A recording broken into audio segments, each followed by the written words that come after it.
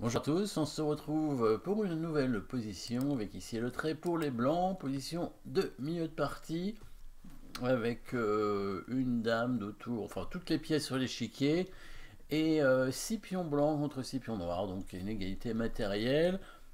Les pièces blanches un peu plus actives quand même, assez clairement avec le cavalier et la tour en direction d'un pion ici protégé seulement par roi et tour. Donc, pour l'instant ça va, mais c'est à côté du roi. La dame assez active. Après il y a le fou qui est attaqué, mais possibilité évidemment d'éliminer un défenseur important, bien sûr. Euh, voilà, de leur côté, les noirs n'ont pas de menace immédiate, à part évidemment ce fou en H6 qui est attaqué. Les blancs peuvent-ils faire échec? Non, menace de mat. A priori, non. Pas de menace de mat non plus. Bon, attaque de la dame, c'est possible, bien sûr. On peut attaquer la dame avec le cavalier ici, en E6, mais bon, bah, il va être pris par le pion, hein. Mais c'est une option possible.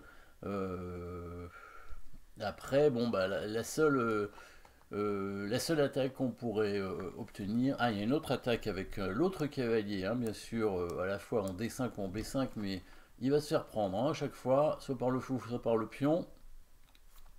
A noter que la dame noire peut quand même faire échec, hein, donc elle peut se soustraire assez rapidement d'une attaque. Alors, bon, le coup évident, c'est la prise du fou quand même hein, en G7, parce que ça permet déjà de prendre une pièce, donc c'est un coup forcé, et en plus ça attaque la tour, donc ça a l'air correct. Après, voilà, il y a aussi une idée quand même intéressante, c'est évidemment avec la dame et le cavalier, on attaque ce pion. Hein. Du coup, il ne peut pas prendre du cavalier, il va être obligé donc de prendre avec le roi, en fait, hein, s'il veut récupérer son fou. Et puis là, maintenant, ben, on va rechercher à nouveau les coups forcés. Alors, il y a toujours cet échec de cavalier. Enfin, maintenant, ce coup fait échec, hein, donc le pion peut prendre. Par contre, évidemment, il y a un autre échec qui est beaucoup mieux, c'est l'élimination du défenseur, la destruction de la chaîne de pions devant le roi avec la tour qui prend le pion. Et si la tour reprend, il y a le cavalier qui vient faire la fourchette. A noter que si les noirs avaient fait échec avec leur dame, ça n'aurait rien changé. Le roi aurait simplement décalé d'une case, hein, ici. Voilà, donc là, si les noirs font ça, on fait la même chose, puisque le cavalier aurait fait échec aussi en E6, hein, pour gagner la dame, bien entendu. Dans la partie après tour échec, le roi peut bouger en G8. Alors, on peut quand même déplacer les pièces, parce qu'on peut se dire que, bon, même si on n'a pas vu la suite, bah, c'est déjà pas mal pour les blancs d'avoir gagné un pion ici, à l'attaque sur le roi. On pourrait en prendre un deuxième d'ailleurs, hein, assez facilement. Donc, a priori, la position blanche est gagnante. Mais on va faire un meilleur coup, bien sûr. Une petite attraction qui va nous permettre de concrétiser plus rapidement. On pourrait prendre le pion, ce serait déjà suffisant pour gagner, mais amélioration évidemment, attraction, sachant que le cavalier est toujours cloué à cause de la menace de mat. Donc vous avez vu le bon coup, évidemment, on attire le roi sur la case G7. Hein.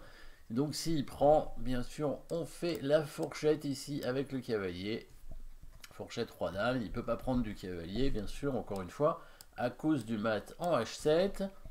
Et s'il se déplace en H8, on va prendre tout simplement le pion. Cette fois, on gagne un temps en faisant échec, évidemment. Et là, petite menace. Bon, là, il y a plusieurs façons de jouer. Hein. Là, la position est gagnante, évidemment. Hein.